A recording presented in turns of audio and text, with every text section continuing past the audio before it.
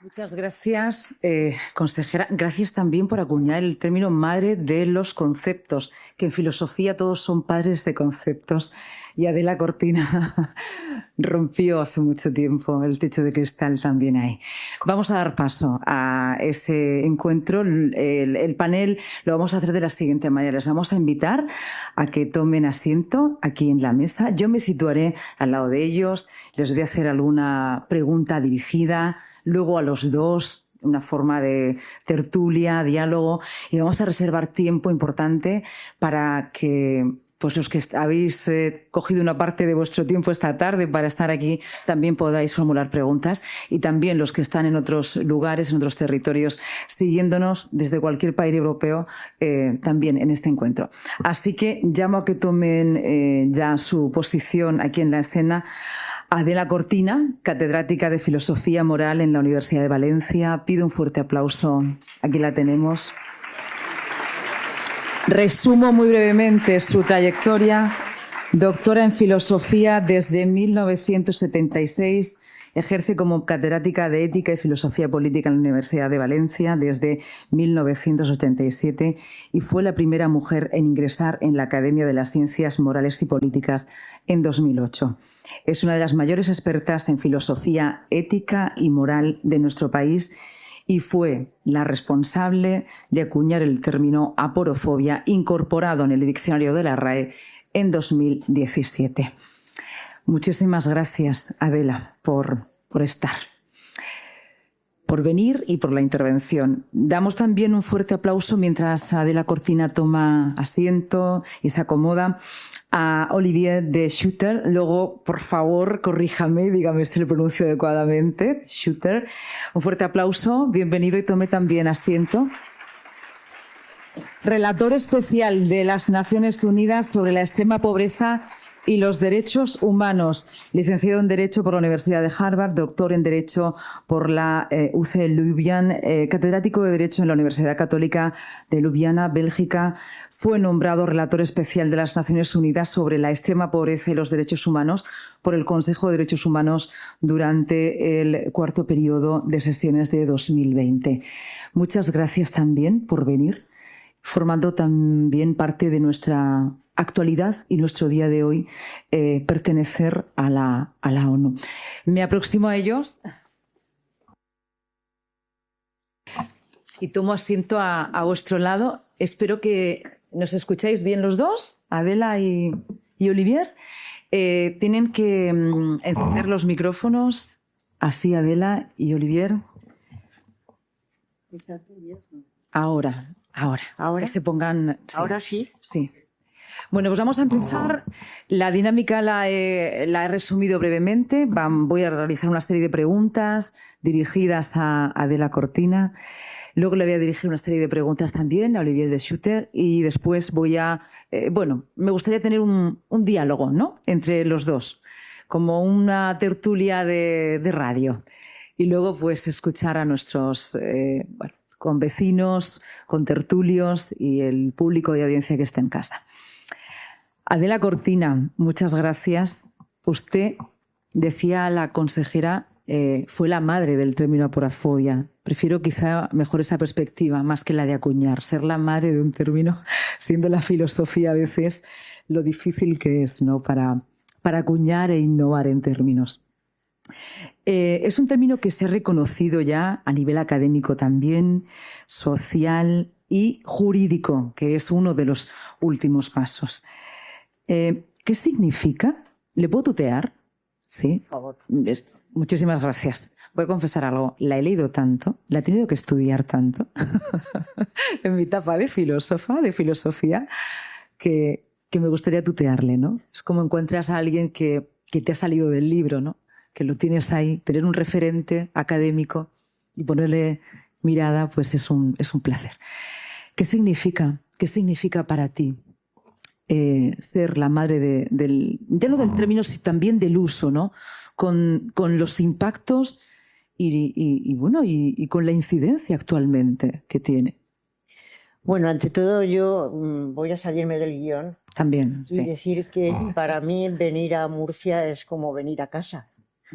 Me encuentro maravillosamente bien porque, como saben, he sido profesora de la Universidad de Murcia y tengo tal cantidad de amigos en la sala que si me pongo a saludarlos todos ya no hacemos otra cosa. Realmente yo creo que Murcia es no solo una tierra acogedora, no solo una tierra acogedora de todo el mundo, sino una tierra muy preocupada por superar la pobreza y por ayudar a las gentes. Yo lo he vivido en Murcia, lo he experimentado y les doy la enhorabuena por ser como son. Y si alguien se mete con ustedes, le pegaré. Porque es así que le vamos a hacer. Yo lo he vivido, lo sé y no me lo tienen que contar. Entonces, efectivamente, enhorabuena por ser como son y sigan así, porque ojalá esto se universalizara.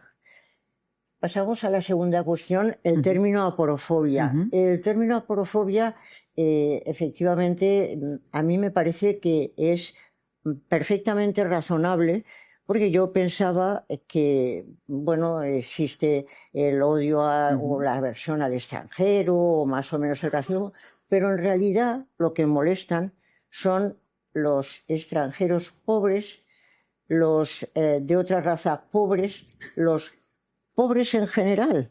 Es decir, es una cuestión transversal, porque aquí estamos encantados con que venga mucha gente y el Producto Interior Bruto español se nutre del turismo, se nutre del turismo. Y cuanto más extranjeros vengan, todos más contentos.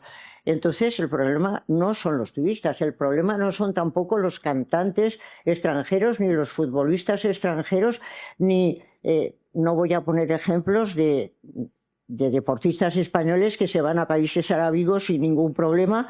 Es decir, no hay ningún problema en hacer ese tipo de cosas. El problema no es eso, el problema es transversal, el problema es la pobreza y me parecía que era importante diseñar un término que fuera expresivo de ese mal que nos está aquejando, que es el desprecio al pobre, al extranjero, pero también al de la propia casa. Al de la propia casa, porque la gente cuando te habla de un pariente pobre, pues lo esconde. Y cuando dice que tiene un pariente que es ingeniero y catedrático de universidad, pues te lo cuenta y te lo dice 50 veces, pero al pariente pobre lo ocultan todos y por lo tanto el problema me parecía que era de pobreza. Cuando empecé con este tema, una cosa muy buena es que me escribieron muchos jóvenes diciendo que querían hacer su tesis doctoral, su trabajo de fin de máster, lo querían hacer sobre la aporofobia. Que la gente joven respiraba diciendo, este tema nos interesa, porque efectivamente es otra manera de ver el mundo. Es verla desde el punto de vista de los desfavorecidos. Y es importante hacer trabajos desde el punto de vista de los desfavorecidos. A mí me animó mucho ver que toda esa gente joven le preocupaban estos temas y querían llevarlos adelante. Me parece estupendo, Carlos, y te agradezco enormemente que quieras universalizar el término aporofobia. Y además te doy una buena noticia. El libro está traducido al inglés en Princeton University Press. Es decir, que puedes extenderlo y lo pueden leer los americanos ya sin ningún problema.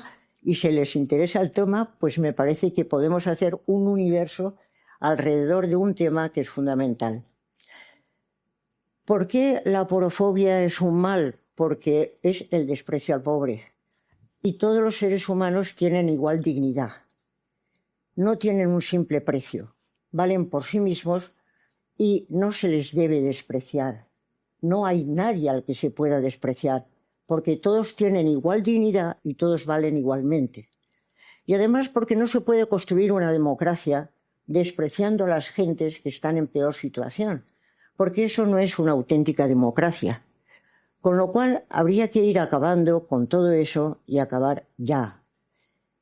Desde el punto de vista de la pobreza económica, que es de la que estamos aquí hablando todo el tiempo, pero no hay que hablar solo de la pobreza económica. Desde el punto de vista de la pobreza económica, digo desde ya que estoy totalmente de acuerdo con los Objetivos del Desarrollo Sostenible y el Programa 2030, diciendo el primer objetivo es acabar con la pobreza ya. No hay que reducir, hay que desigualdad, hay que acabar ya. porque hay medios suficientes humanamente como para acabar con la pobreza ya, y por lo tanto es una auténtica inmoralidad que no hayamos acabado con la pobreza ya, pero para eso hay que hacer un programa que sea universal, que todos nos pongamos de acuerdo, y resulta que la gente está pensando en otras cosas que no son precisamente acabar con la pobreza. Porque el uno piensa en ganar sus elecciones, porque el otro está pensando cada uno está pensando, pero no en acabar con la pobreza, porque si todos pensáramos en eso, ya habríamos acabado hace mucho tiempo. Medidas hay, por supuesto, y las conocéis y las podemos relatar. Sencillamente lo que falta es voluntad. Voluntad de llevar a hacer eso adelante y de hacerlo ya. Y eso tendríamos que hacerlo. Pero yo os tengo que decir alguna otra cosa, ya que me dejas un poco de tiempo, y es muy importante. Y es que no se trata solo de la pobreza económica. Yo retaría a los presentes a caracterizar el término pobre. ¿Qué es un pobre? Amartya Sen lo dice de una manera que me gusta muchísimo. El pobre es aquel que no puede llevar adelante los planes de vida que tiene razones para valorar. Aquel que no puede llevar adelante los planes de vida que tiene razones para valorar. Yo sí puedo llevar adelante mis planes de vida. Yo he podido estudiar una carrera y trabajar. Yo sí que puedo hacer esas cosas, pero hay gente que no puede. El pobre es el que no puede llevar adelante los planes de vida que tiene razones para valorar. Y creo que eso hay que ponerlo así de grande en cualquier sitio. Pero no solamente el pobre es eso. El pobre es aquel que parece que en nuestras sociedades, desde que empezó la humanidad, que son sociedades del intercambio, porque somos seres reciprocadores, yo te voy, tú me das, nosotros nos damos. Desde el principio, el que no tiene nada interesante que devolver a cambio, ese es el pobre. El que parece que no puede dar votos, porque uno puede ser pobre, pero prometer sus votos, y eso pasa. Y entonces los partidos políticos le cuidan. Uno puede no tener riqueza, pero puede devolver un favor. Yo te coloco a tu hijo en un sitio y tú me colocas al tuyo. Uno puede darle un premio a alguien, eso es dar un privilegio. Cuando se tiene capacidad de intercambiar algo en nuestras sociedades y en las de toda la vida, se tiene un cierto poder. ¿Quién es el pobre? El que no tiene nada interesante que dar a cambio. Y ese es el que no interesa a nadie y al que nadie le mire. Y creo que llegar a ese fondo es muy importante para acabar con la porofobia. Con la que no acabaremos enseguida porque hay una mala noticia. La llevamos inscrita en el cerebro. Todos somos aporófobos. Y cuando la gente se hincha la cabeza diciendo, en esta sociedad neoliberal, no, perdón, ya desde los unos, los pigmeos, todos, lo que estamos intentando es reciprocar. Somos animales reciprocadores. Yo te doy y tú me das, porque nos necesitamos unos a otros. Eso viene desde el principio. Hay una base biológica de la porofobia, cosa que explico en el libro, cuya lectura recomiendo a todos los presentes. Porque efectivamente de lo que se trata es de ver que hay unas bases biológicas y que tampoco hay que preocuparse tanto porque uno sea aporófobo. Pues claro, padre decía, la pobreza da asco. El otro dice, yo es que estoy buscando a ver quién me puede colocar, a ver quién me puede... Es normal. Pero una cosa es que sea normal y otra cosa es que pensemos que merece la pena potenciar esa forma de vivir. Y si no es cierto que a la época o en el tiempo en que estamos, ya es momento de pensar si no habría que erradicar esa manera de ver siempre a los otros desde un punto de vista instrumental. Yo te doy y tú me das, y así es como funcionamos. Y eso es una forma que hay que cambiar claramente. Pero eso hay que cambiarlo ¿cómo? Pues en la educación, en la vida cotidiana, efectivamente con todo lo que habéis dicho, pero sabiendo que eso está ahí. Ya para acabar en esto, si me permites, cuento la pequeña anécdota del jefe indio, que me gusta mucho, aquel jefe indio que les está contando a sus nietecitos una historia y dice, en todos los hombres hay dos lobos que están continuamente luchando entre sí. El lobo de la discordia, el lobo de la ambición, el lobo del dominio, el lobo del... y el lobo de la paz, el lobo de la magnanimidad, el lobo de... Y los nietecitos dicen, ¿cuál crees que vencerá, abuelo? Y el abuelo les contesta lo mejor que he oído en mi vida. Aquel al que alimentéis. Aquel al que alimentéis. ¿Cuál es el futuro? Aquel al que alimentéis. Tenemos eso en el cerebro, no hay que apurarse. Pero tenemos que preguntarnos si nos parece bien o habría que cambiarlo. Y entonces hay que alimentar al otro lobo. Al lobo bueno, que se da cuenta de que todo hombre tiene dignidad y no un simple precio, que todo hombre tiene algo interesante que ofrecer cuando se le mira con los ojos limpios, que todo hombre es interesante por sí mismo y que no hay que hacer en este mundo todo a cambio. Las personas, sí. Otra cuestión más, porque luego de aquí iremos perfilando todo el debate entre los dos, ¿no? Las personas como fin en sí mismos, a lo kantiano, Bien, bien. como intercambio, personas capaces de hacer un intercambio. Quizá el problema es cuando intercambiamos a las personas, cuando se convierten en medios, pero lo dejamos ahí aparcado y congelado para luego el debate, porque Por supuesto. parte de la porofobia de la cortina viene de ahí, de el uso, de considerar a las personas como medios, no como fines. Qué placer hablar de filosofía en la universidad. Apúntate 25. Muy brevemente, ya he hablado que se está usando el término a instancias muy supranacionales, más allá de nuestro país, en América, en el nuevo libro, también en otras instancias europeas, en instituciones, porque luego esto tiene también una serie de impactos, incluso los judiciales. Bueno, la última palabra no te la Sí, oigo. el uso más allá de nuestro territorio. Decía que en América se está leyendo, usando, pero más allá del uso cuanto a término lingüístico, la concreción, incluso en la vía legal, se está utilizando. Ah, sí, bueno, esto es impresionante. Desde el punto de vista del derecho, se están tomando una gran cantidad de medidas y hay una gran cantidad de normativas. Yo he participado en alguno de los congresos y me mandan todo lo que hacen, tanto de la Universidad de Salamanca como la Universidad de Barcelona, como en universidades latinoamericanas. Están, desde el punto de vista del derecho, creando legalidad, creando normatividad, etcétera.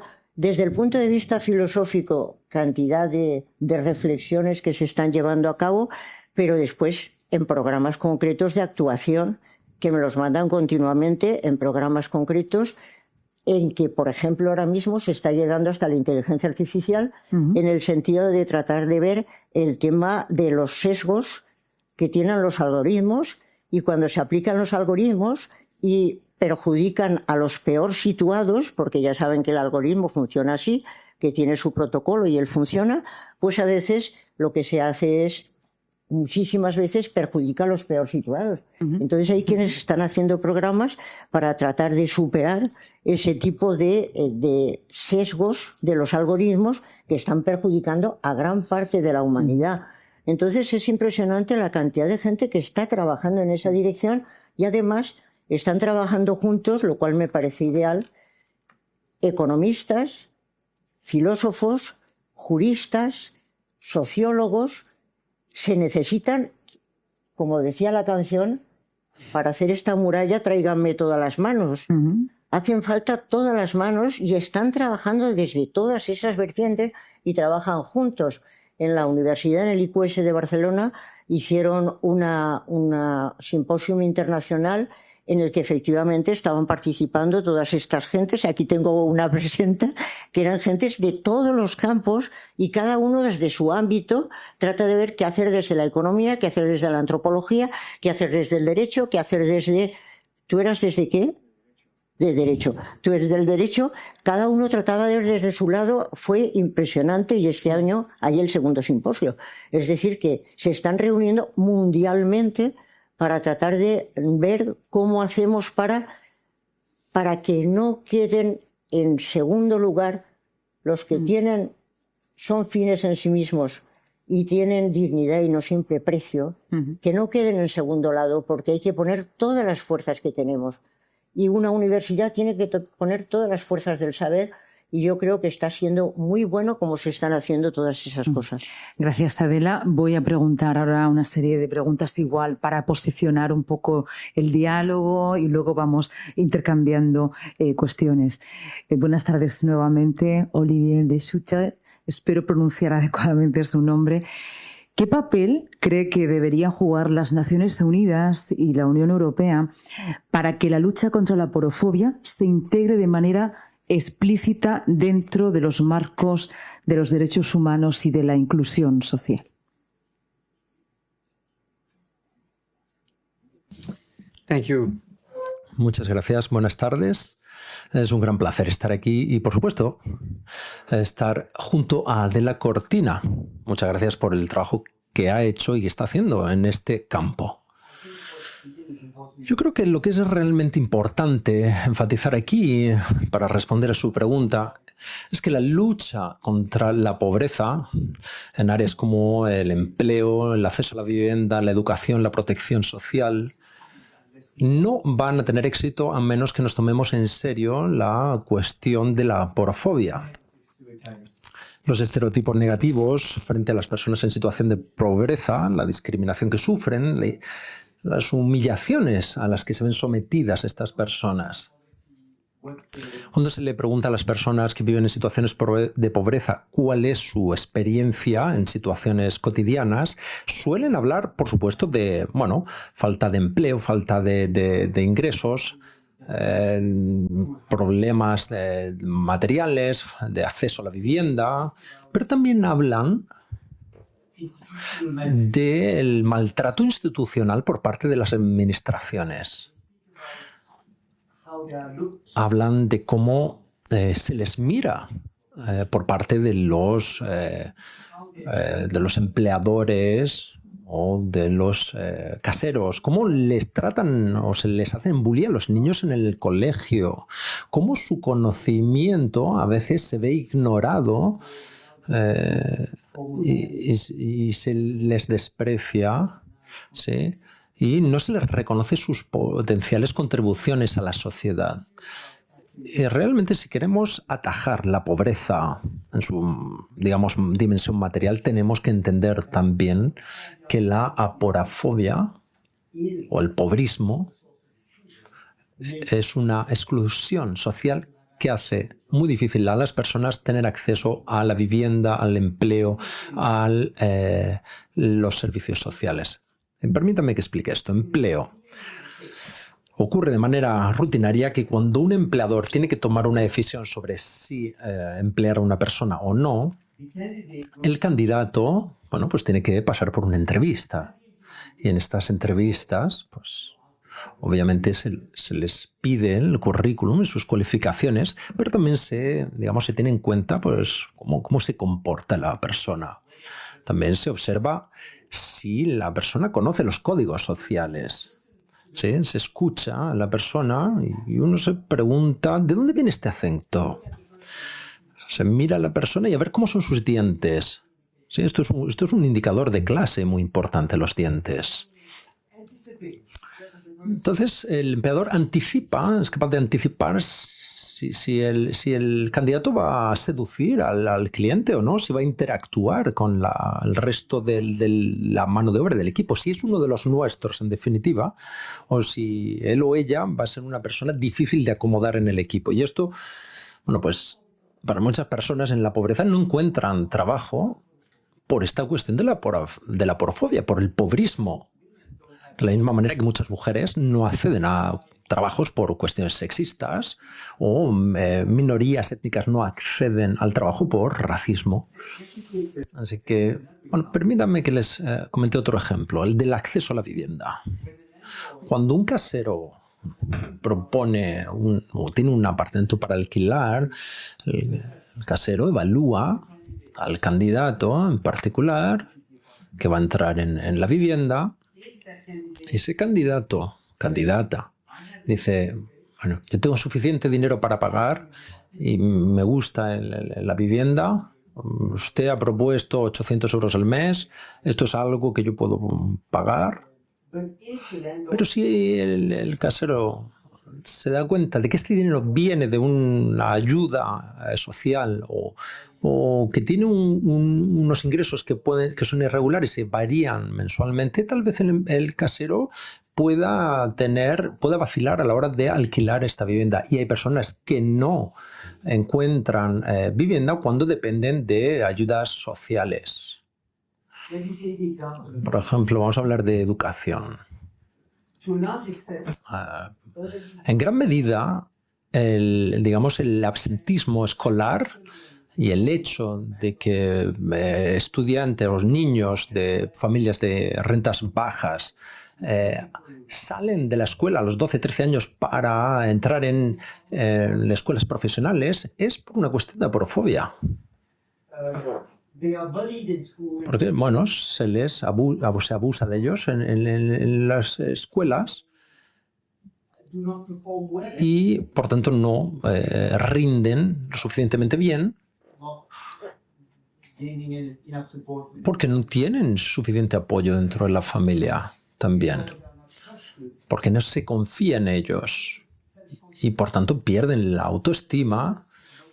Hay una noción muy conocida en la psicología social, que es la amenaza estereotípica, del estereotipo, de Jacob Aronson, de 1995, se refiere a que cuando los niños, aunque también se aplica a los adultos, cuando los niños saben que se les está evaluando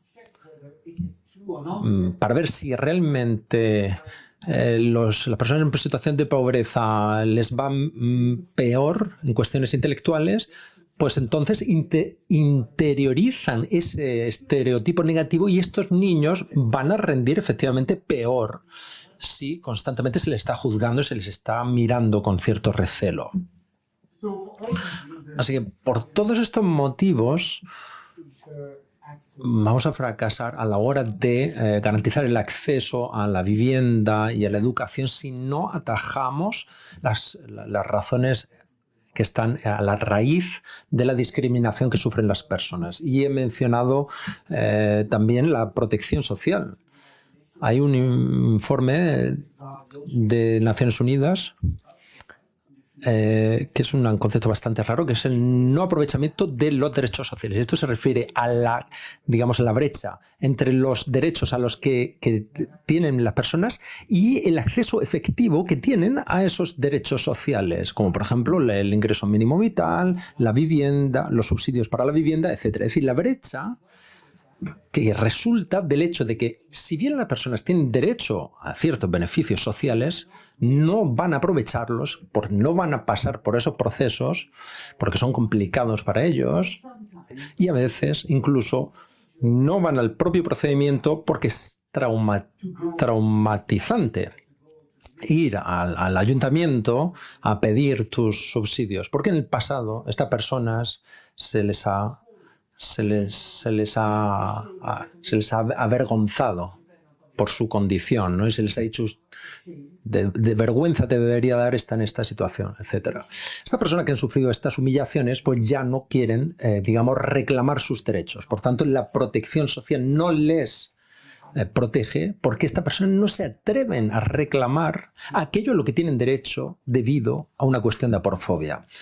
Por eso para mí esto es una cuestión clave y creo que es extremadamente importante. Yo trabajo con otras personas, como mi querido amigo Carlos, sobre la nueva estrategia antipobreza de la Unión Europea. Y en todas mis reuniones con la Comisión Europea y el Parlamento insisto en que la pobreza y la aporofobia sean incluidas en los debates para garantizar que conseguimos alcanzar los resultados en estas cuestiones. Muchas gracias.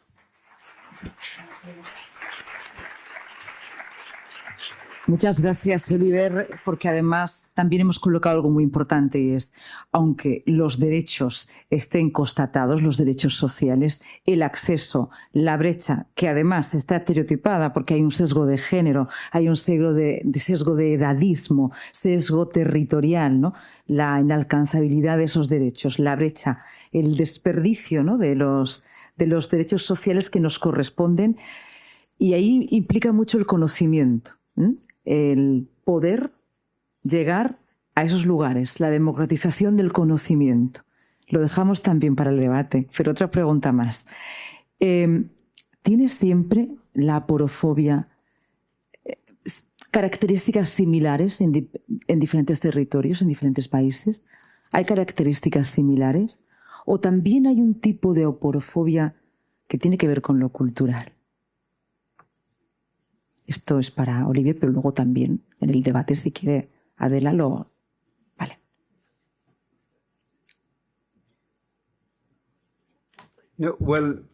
Bueno, creo que la aporofobia,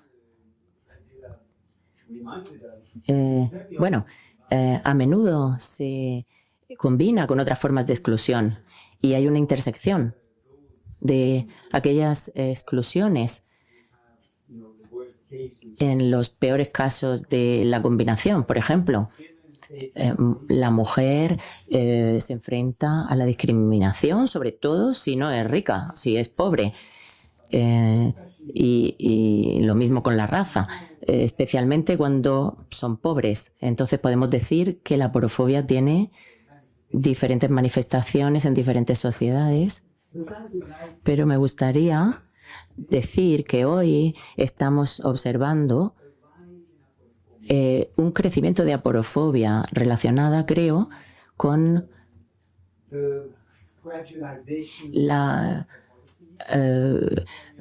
la precariedad de las políticas sociales y cada vez son más frágiles. Las ayudas son condicionantes, teniendo en cuenta cuando las personas están de acuerdo con el servicio social, les exigen unas características, pero esto está creando un problema. Cuando las personas se sienten inseguras, entonces temen a los otros y temen que otros compitan con ellos para conseguir las ayudas sociales. Entonces la aporofobia ahora mismo hace que como la situación social es más frágil, hay más competidores y ven a los competidores como una amenaza. Y si buscamos las razones en el Reino Unido, ahora si vemos en Francia, por ejemplo, la alternativa de Alemania, por ejemplo, son los partidos políticos de derecha. No voy a comentar sobre Vox en España, pero aquellos que votan para los populistas son personas que tienen miedo. ¿Y de quién tienen miedo? Tienen miedo de los migrantes, de los pobres, de los sin techo, de los que están fuera de la sociedad, porque temen que se lleven ayudas que pueden ser para ellos y están compitiendo con ellos. Y por eso hay un crecimiento de la aporofobia. Y tengo que decir que esto a veces esto se anima por parte de políticos que son irresponsables y dicen que estas personas deberían de activarse, tendrían que levantarse por la mañana y tener unos ingresos. Y la pobreza es un problema individual. Dicen que los pobres son culpables de su condición y que no se trata de un problema social. Entonces, el problema es que no tenemos sociedades que estén protegiendo lo suficiente a estas personas que están en exclusión social.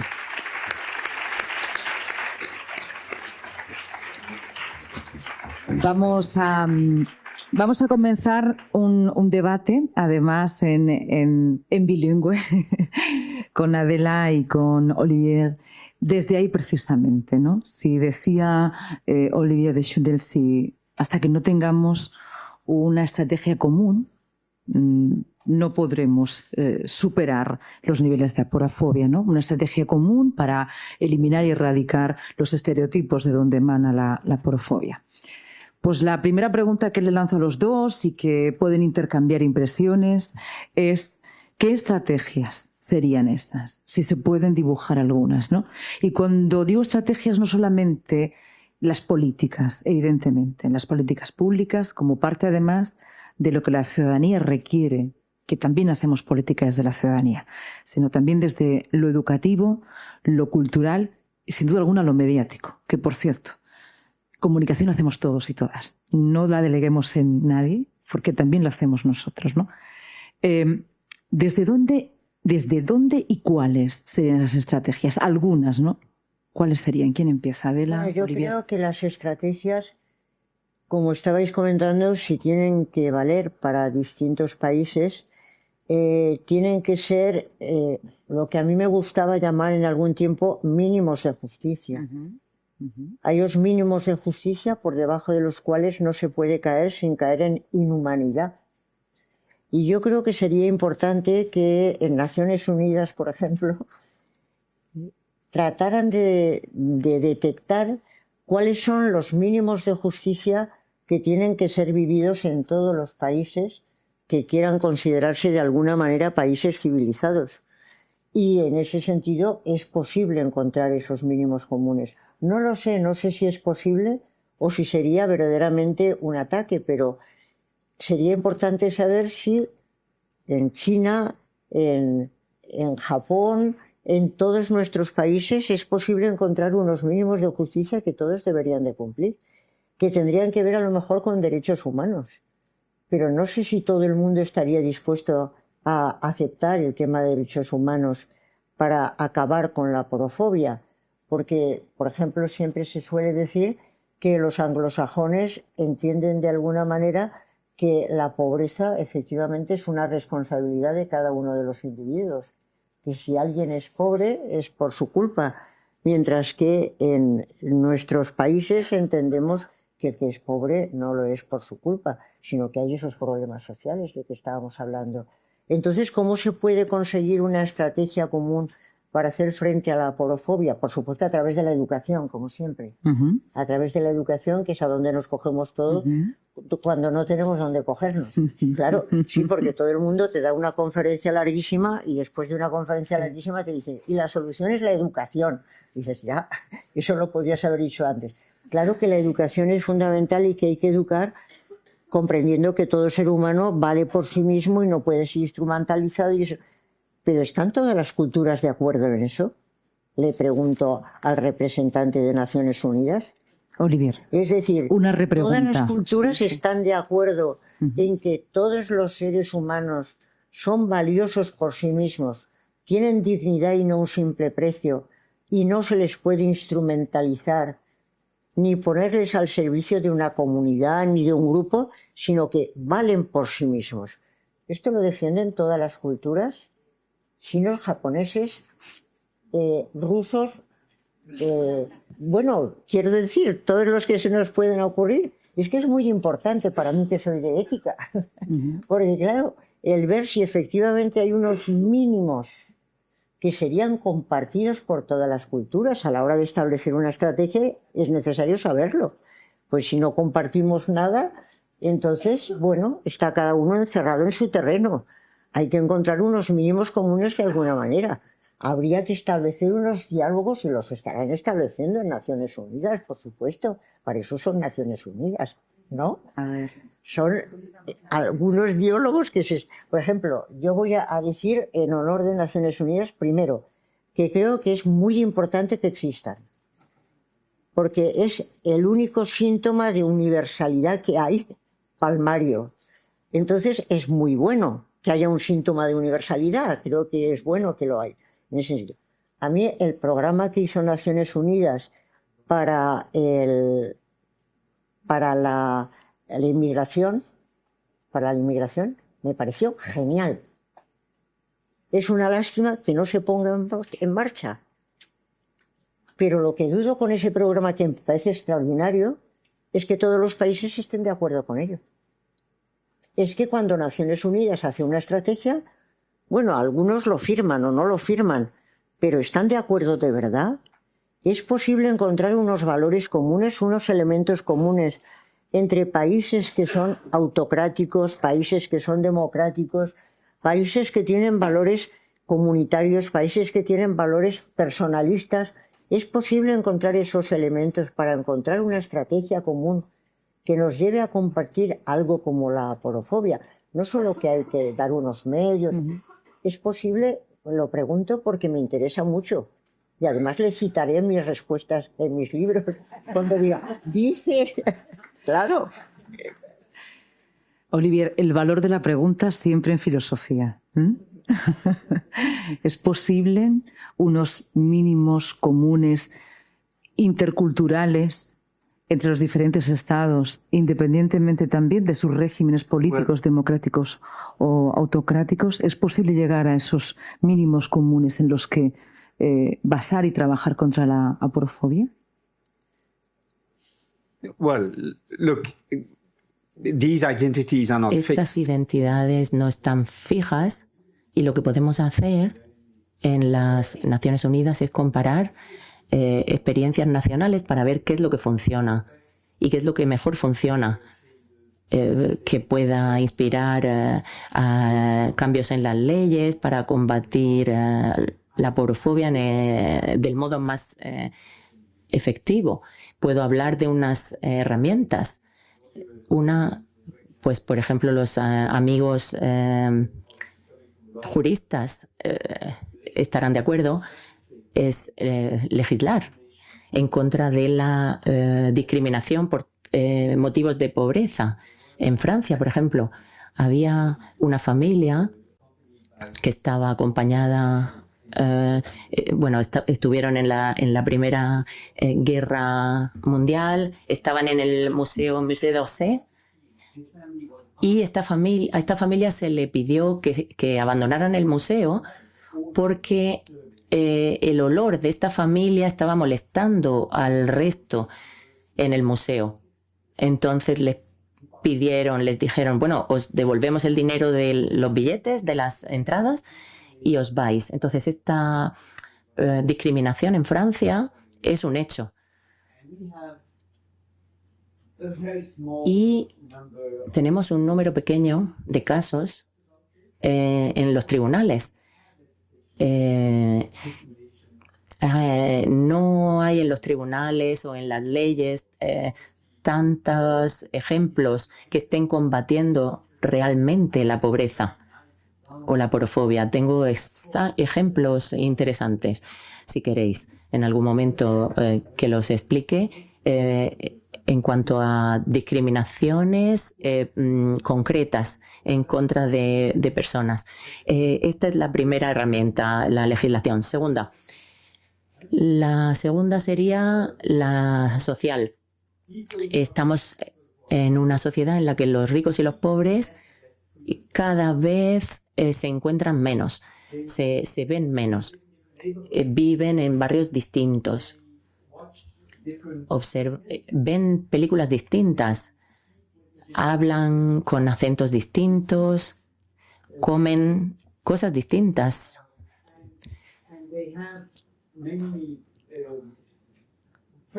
Y tienen muchos prejuicios los unos en contra de los otros.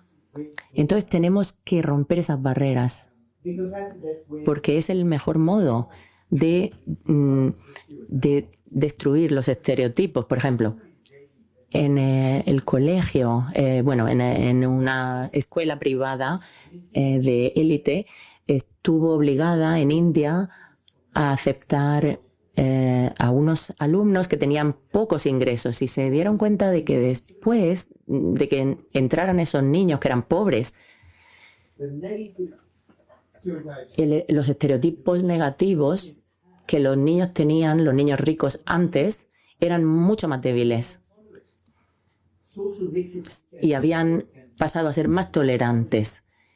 Entonces hubo unos psicólogos que hablaron de esta teoría de los grupos, que cuanto más están en contacto los grupos de diferentes orígenes, más tolerantes terminarán siendo. Entonces, en un principio, las personas pues son racistas, anti-inmigración, etc.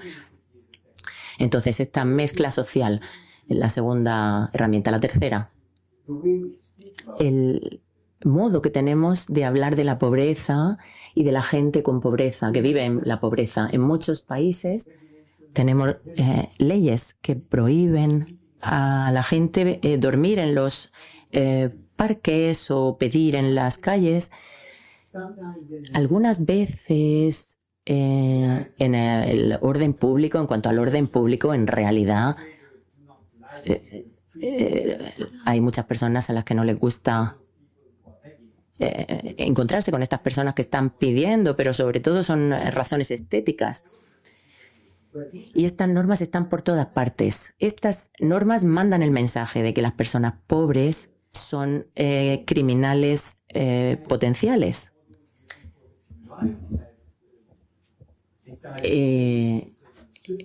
Por ejemplo, en Suiza, la Cartouche, en 2021, se dice que si una persona está pidiendo para subsistir, porque no tiene otra opción, puede hacerlo. De todas formas, bueno, hay políticas que mandan un mensaje muy nocivo, muy negativo. Y también otra herramienta, la protección social. Si tratas la caridad, personas que pagan los impuestos y las personas que son pobres se benefician de la protección social, les da vergüenza. Pero si tú dices que esa protección social es un derecho y que es una inversión que se hace en la sociedad, y si hablas de igualdad como un beneficio para toda la sociedad, para el conjunto de la sociedad y no solo para los pobres, se cambia la percepción de la protección social y así evitamos decir que los pobres están aprovechándose del resto. Entonces es una cuarta herramienta importante. Y la última, la quinta, pues animar a las personas en pobreza que saben cómo estar más presentes en la sociedad, en la administración pública, y que entonces así sería más fácil encontrar una mejora en las políticas. Entonces habría que animar a esas personas en riesgo de exclusión a que valoren su experiencia, y esta sería otra herramienta. Vamos muy brevemente a dar la palabra al público. No sé si alguna pregunta le quería hacer a de la Cortina a Olivier antes de dar la palabra al público. O vamos ya con, bueno, tanto público visitante como los que nos estén siguiendo, las que nos estén siguiendo de forma online desde cualquier parte de Europa. Vamos a ir, nuestros compañeros pasarán el micrófono para que se les oiga bien. Pueden hacer preguntas, pueden hacer aportaciones, propuestas, compartir experiencias. Hay muchas personas aquí que pertenecen a entidades sociales en la región de Murcia o también que representan a asociaciones, a instituciones. Y es el momento, pues, yo sé que lo más difícil es siempre romper el hielo, ¿no? Pero seguro que a alguien le gustaría empezar, tanto a de la Cortina como a Olivier Schutter, y también ir recogiendo también las preguntas que nos lleguen de forma online. Empezamos un poco el debate entre todos y todas. ¿Quién rompe el hielo? ¿Nadie? Pues entonces tengo que seguir yo. Juan Antonio Segura. Juan Antonio Segura es el secretario general de CEPAIM, que es la Asociación para Ayuda y Amparo a las Personas Migrantes. Sí, a nivel estatal también. Gracias. Dos reflexiones. Primero, Olivier, hace unos años visitabas en España los asentamientos chabolistas en las zonas rurales de Andalucía, en Huelva, y decías que es una de las fotografías más extremas que habías visto a lo largo de tu trayectoria. ¿En qué se ha avanzado desde aquella visita desde tu punto de vista, en la erradicación de esa situación de extrema pobreza como es la realidad de los asentamientos chabolistas en las zonas rurales de la geografía española, de la geografía murciana? Y en segundo lugar, hablabais los dos de una herramienta necesaria que es crear espacios de relación, de convivencia, de interacción. Pero ¿cómo podemos avanzar en esa interacción cuando tenemos una realidad de políticas de vivienda que excluye la pobreza a determinados barrios y evidentemente segrega a unas personas de otras personas? ¿Cómo podemos decir que la educación es una herramienta que puede abordar esta realidad de la pobreza cuando la educación y el sistema educativo está segregando la pobreza en escuelas en donde el 90% del alumnado es de origen migrante y escuelas que no integran, que no incorporan población migrante? Si seguimos evidentemente avanzando con esa realidad de segregación en la vivienda, en la escuela, en todos los ámbitos de la sociedad, difícilmente podemos abordar esta realidad que habéis descrito magníficamente. Por lo tanto, necesitamos hacer realidad estas recomendaciones, y esto se hace desde la política de vivienda, desde la política educativa, desde el modelo económico, y desde luego vemos escasos avances. Sí que me gustaría esa reflexión vuestra sobre esta contradicción, una Europa que habla de la protección de las fronteras exteriores, mientras que en el interior de nuestras ciudades, de nuestros barrios, se siguen construyendo fronteras invisibles, muros que separan a la población en situación de pobreza de la población que no vive esa situación de pobreza. Me gustaría que reflexionarais sobre ello. Gracias. A los dos, a los dos. A Oliver y luego si Adela quiere contestar también. Sí.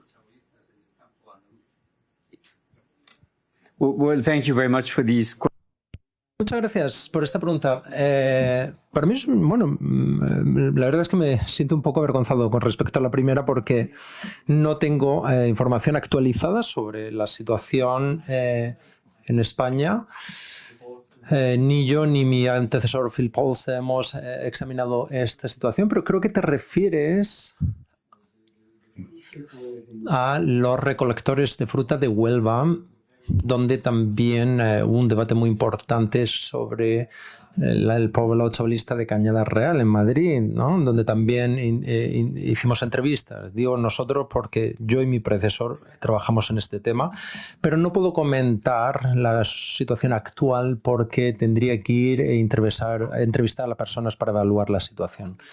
En relación a la segunda pregunta de segregación, creo que es un tema muy importante. Permítanme que diga lo siguiente. Tal vez los sociólogos tengan una expresión para describir esto, pero una sociedad libre, si se la deja sola, va a dar como resultado segregación. ¿Por qué? Porque el precio de las viviendas va a ser alto en ciertos barrios, es decir, que los ricos van a ir a estos barrios y las personas con rentas bajas van a ir a barrios de rentas bajas donde los precios de las viviendas va a ser menor. ¿Y dónde van a poner a los padres? ¿En qué colegio van a poner los padres a sus hijos? Bueno, pues en los colegios de sus barrios.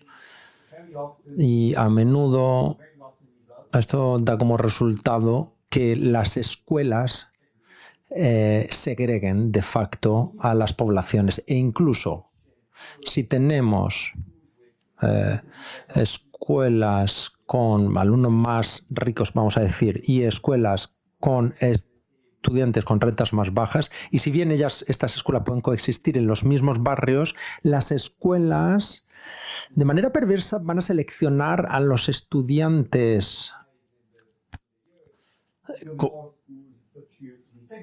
cuanto más seleccionen a los estudiantes con rentas más altas, pues más van a segregar a los estudiantes de rentas bajas. Y este es el consejo que se les da a los padres también. Los padres quieren que sus hijos se sientan bien, así que los padres ponen a los hijos en las que creen que van a encajar mejor. Y esta es una realidad. ¿Qué podemos hacer contra esto? Bueno, pues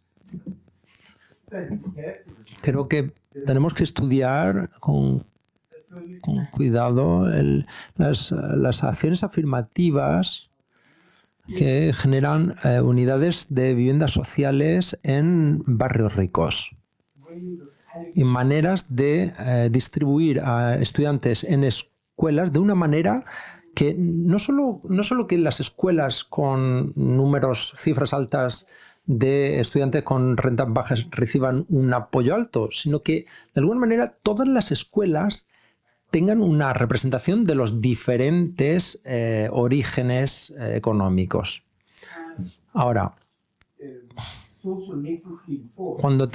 cuando se obliga a esta mezcla social, a veces ocurre que una familia de una familia de renta baja se va a un barrio con rentas altas, pierden su estas familias, y entonces resulta que les resulta difícil vivir en un barrio rico porque ellos tienen rentas bajas y porque de alguna manera se les menosprecia, digamos, sus vecinos los desprecian, sufren de aporofobia y por tanto su integración en el nuevo barrio puede ser más difícil, ¿sí?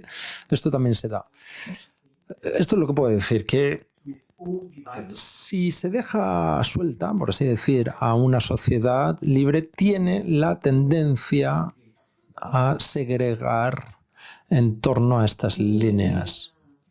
Pequeñita, y es que efectivamente existe últimamente unos trabajos muy interesantes sobre ética de la ciudad, que tienen una cierta historia.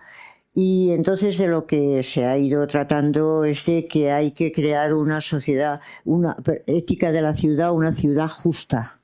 Eso ha tenido todo un recorrido y ahora se habla de una ciudad justa. Y en la ciudad justa habría que distribuir efectivamente de alguna manera los barrios de tal modo que las gentes pudieran relacionarse unas con otras, aunque fueran de distintas clases sociales. Y se tendrían que construir de alguna manera los colegios de tal manera que pudieran entrar unos y otros, y ese es todo un proyecto verdaderamente interesante, porque el futuro, como sabemos, es el de las ciudades.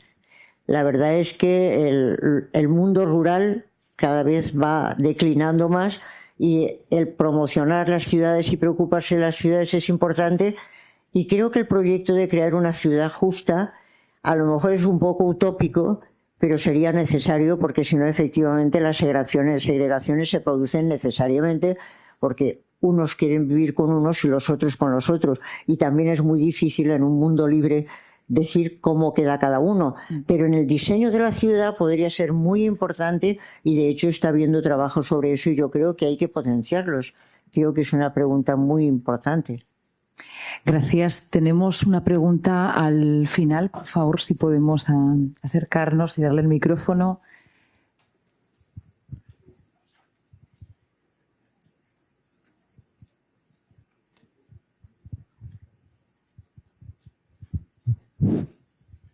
Sí.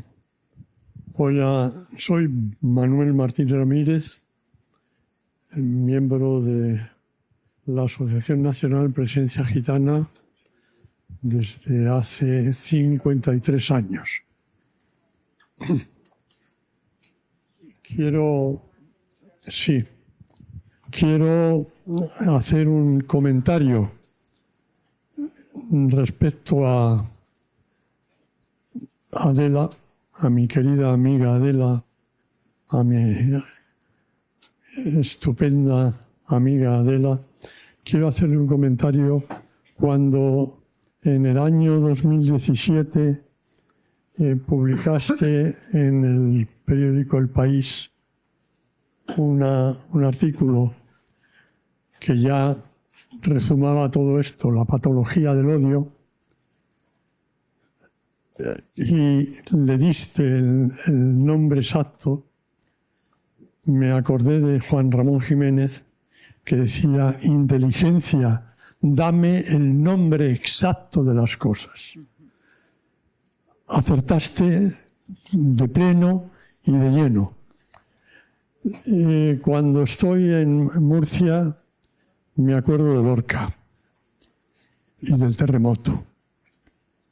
Cuando ocurrió lo del terremoto, nosotros estuvimos aquí de hocicos dando la tabarra a toda la administración murciana y debo decir que lamentablemente jamás se arregló el tema de Lorca.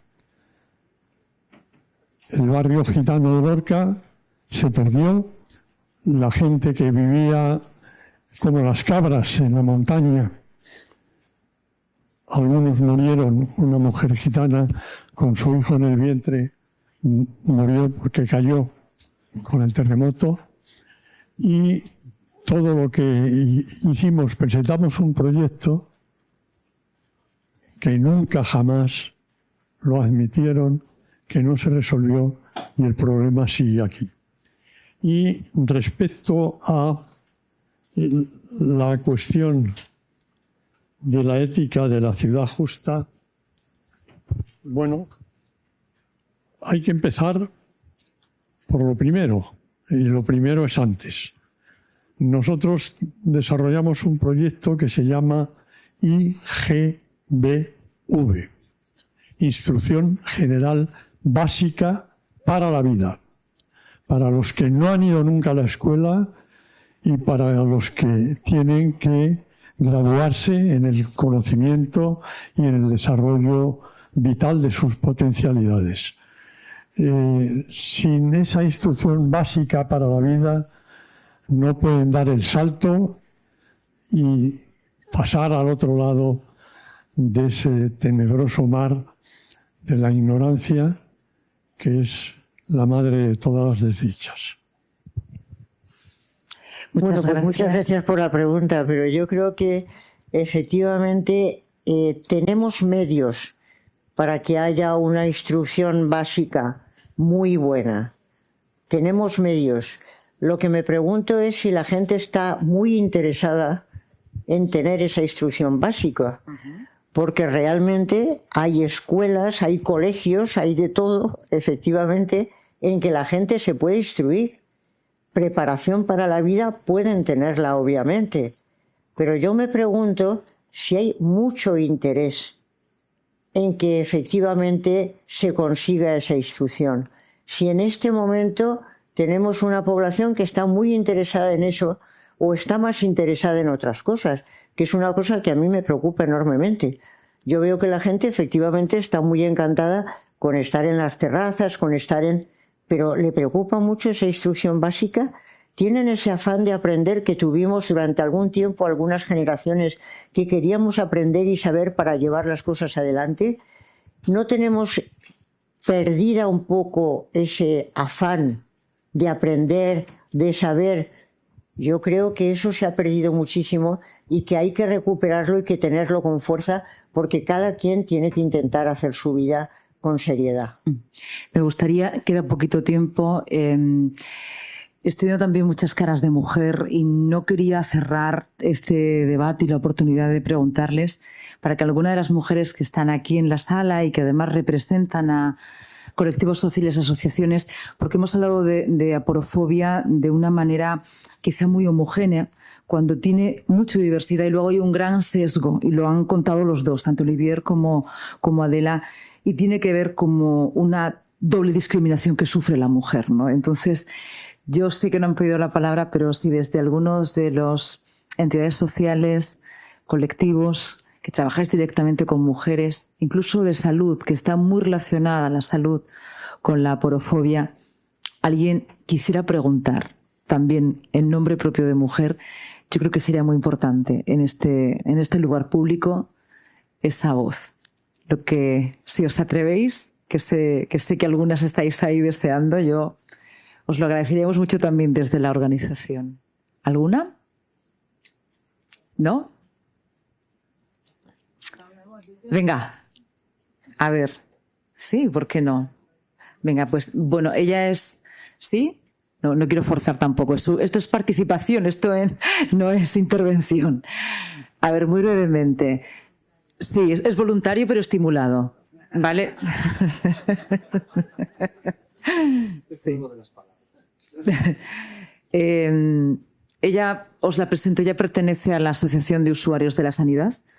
La salud también y el sesgo de de aporofobia es importante. A ver. Yo quisiera que me situarais los dos cómo está la mujer en la cuestión de aporofobia. Yo creo que es fundamental ese sesgo de género, porque estoy absolutamente convencida, seguramente vosotros tenéis otra opinión o estáis de acuerdo conmigo, en que en la cuestión de aporofobia la mujer sufre mucho más. Porque sufre por la situación de su familia, porque sufre por ella, porque sufre por el papel que está teniendo, por el desprecio que se le hace en esa cuestión. Me gustaría saber cuál es vuestra opinión.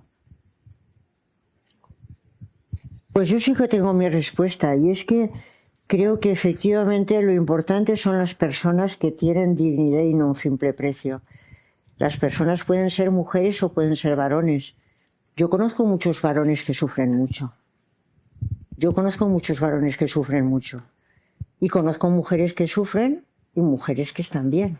Entonces a mí no me gusta hacer tanta separación entre una cosa y otra, porque en la vida cotidiana las mujeres sufren, pero los varones también.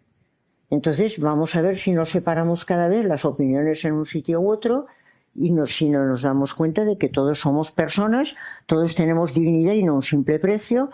Y yo te voy a decir una cosa, cuando veo que me invitan a algún sitio por ser mujer, no voy. Porque yo no soy cuota. Es decir, no soy cuota. Tengo muy claro que no puedo ser cuota de ninguna manera, sino que tengo mi opinión, tengo manera de ver, y tu manera de ver es como la mía y como la del otro señor que está ahí al lado. Entonces, por favor, defendamos a las personas, si puede ser. A ver, es que no se oye, a ver un momentito. Hay un índice de pobreza mayor en mujeres, sobre todo en situaciones unifamiliares, que Monoparentales. en hombres. Ese es el dato que yo te pregunto. ¿Existe ese dato? No si la opinión es así o no. No estoy hablando de opiniones. Estoy hablando de los datos que se ven todos los días y de los datos de salud, por ejemplo, en salud mental, que la salud mental se está medicalizando mucho, pero realmente son problemas de pobreza los que hacen que haya una salud mental, digamos así, en la mayoría de la población, se da bastante en mujeres. O sea, te estoy hablando de datos, no de la opinión. Gracias. Olivier también. I think Yo creo que es una pregunta muy interesante. La relación entre la aporofobia y la discriminación con la que se encuentran las mujeres en relación con la pobreza. Voy a explicar a qué me refiero. En la Unión Europea, no tengo los datos de España, pero hay una brecha del 13% entre hombres y mujeres. Y al final de la carrera, la brecha, 31%. Porque a menudo la mujer tiene que interrumpir su carrera o su trayectoria laboral por los niños, etc. Y entonces la pensión es mucho más baja para las mujeres. La razón por la que tenemos esta brecha tiene que ver en parte con el hecho de que las tareas que realizan hombres y mujeres normalmente son peor pagadas para las mujeres, y además hay segregación porque las mujeres hacen cosas en la economía de los cuidados y los hombres se dedican a otras cosas, y lo que hacen los hombres está mejor valorado en la sociedad. Esa es la realidad. ¿Por qué se considera que es menos importante lo que hacen las mujeres? Se considera que tiene más que ver con la reproducción, con tener hijos, y eso no es algo productivo. Es que se considera que contribuyen menos a la sociedad, y especialmente las que sufren más son las personas que tienen pobreza. Considero que si se infravalora el hecho de que el trabajo de las mujeres es peor, tiene que ver con prejuicios. ¿Por qué los profesores, enfermeras, doctores cobran menos que los banqueros o los ingenieros? ¿Por qué? Las enfermeras, los profesores también trabajan con personas pobres que no tienen bastante para pagar en algunas ocasiones y creo que es algo interesante.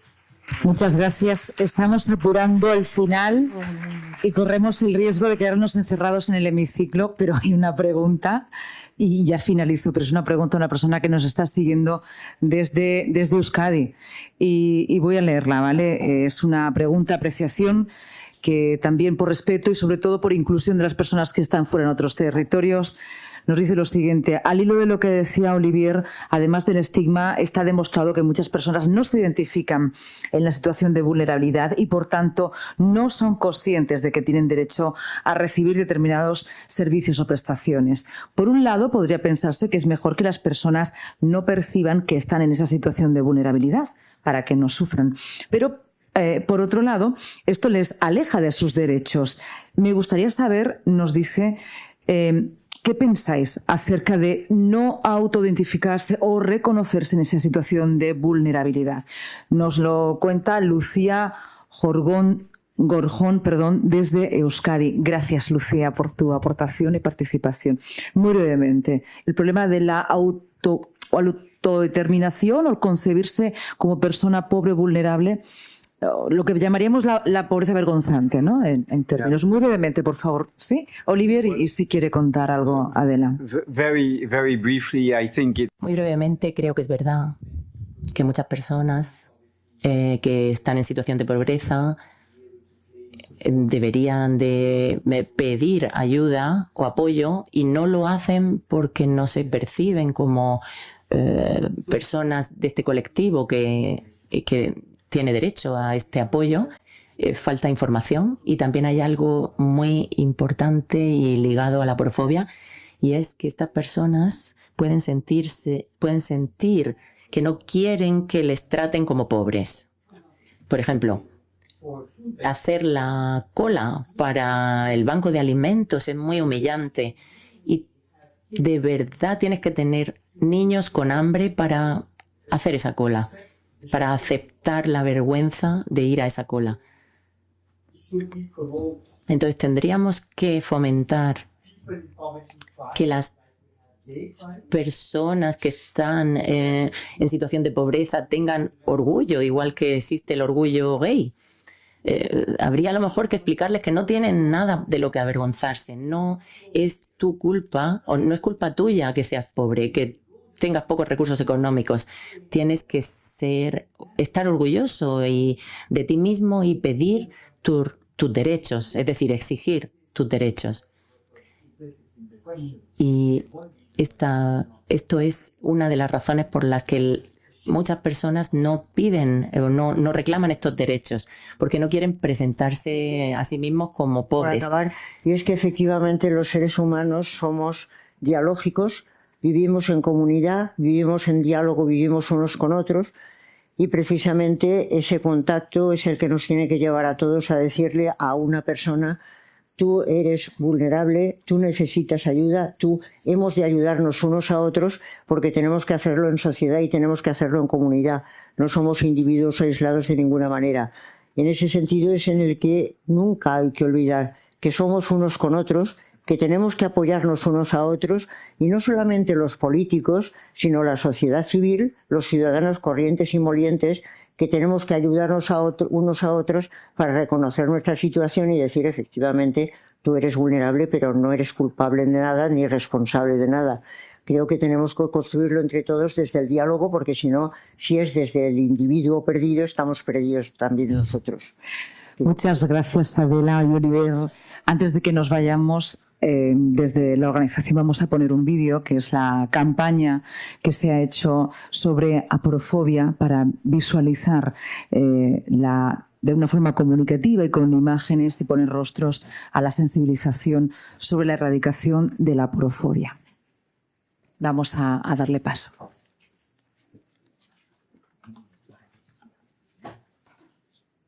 Vale.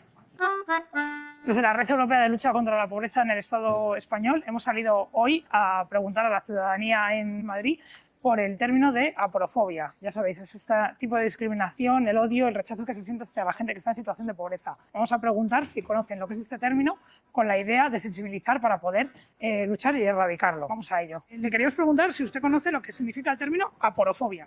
Lo desconozco por completo. No tengo ni idea. Aponofobia. No, sé que es algo, fobia a algo. Absolutamente no. ¿A qué? Aporofobia, no. Desconozco. Sí, por supuesto.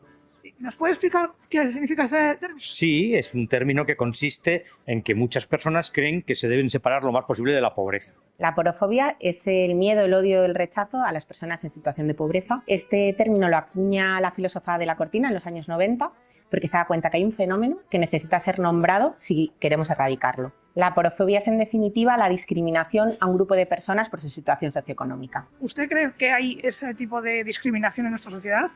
Bueno, lo que creo es que efectivamente las personas en ciertas circunstancias pueden generar rechazo. Para las personas que estamos al otro lado, pues nos podemos sentir tal vez amenazadas. Sé que hay gente que quiere ese rechazo y que eso sigue existiendo a día de hoy, o sea que sí. Sí, desde luego. Sí. Bueno, se ve cuando se ignora a la gente, ¿no?, que está en situación desfavorecida, se ve cuando, no sé, nos alejamos o nos cruzamos de acera o hay rechazos, sí. La aporofobia, como el resto de discriminaciones, están basadas en los estereotipos. Los estereotipos son un conjunto de creencias que no hemos comprobado, pero creemos ciertas y con las que clasificamos los diferentes grupos sociales. Si el estereotipo es negativo, por ejemplo, creemos que las personas en situación de pobreza son vagas, la emoción que nos va a emerger va a ser negativa, va a ser de rechazo. Con lo cual, si eso nos lleva a una acción, la acción va a ser seguramente discriminatoria, va a ser aporofobia. Sí, totalmente. Y creo que nos atraviesa a todos. El tema es que a veces, o sea, podemos darnos cuenta de que también lo tenemos y tratar de transformarlo, o sea, o ir mejorándonos, o por lo menos no desconocerlo. Yo noto que la gente cambia, a veces de cera, porque está mal vestido, o sea, parece que no se encaja en la sociedad y por eso hay un cierto rechazo de ciertas personas. Yo creo que sí.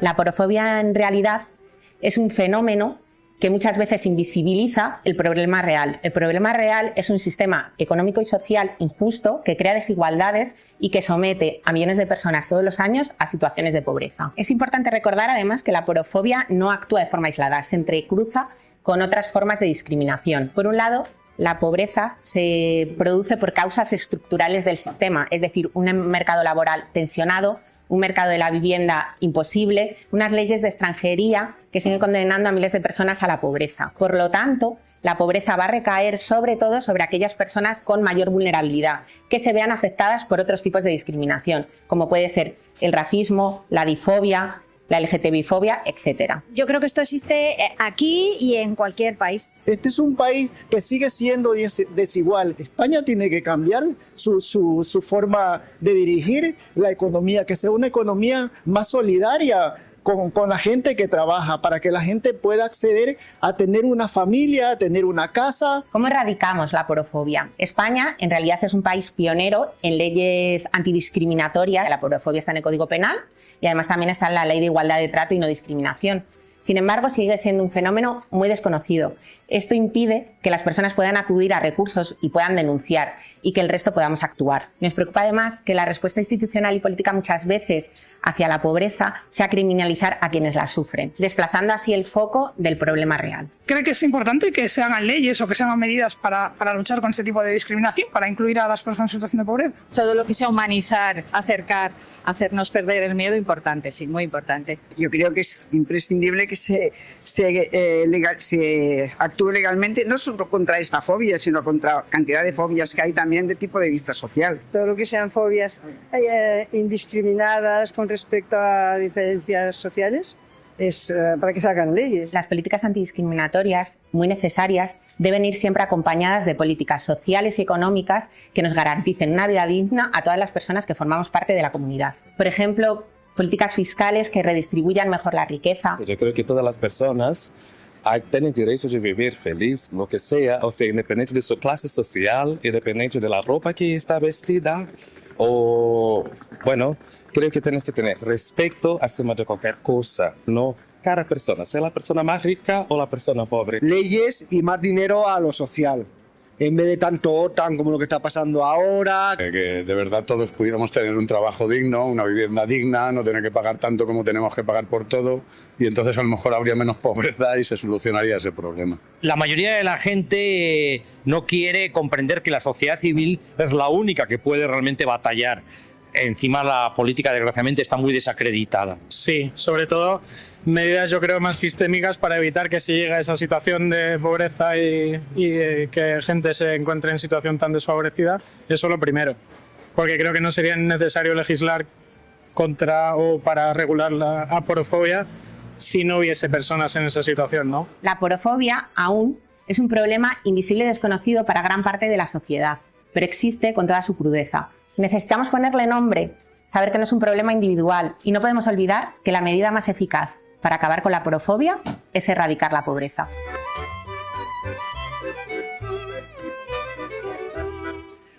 Pues es el vídeo que EAP en España ha realizado para concienciar y visibilizar. Con él vamos a finalizar. Muchas gracias por asistir, por participar.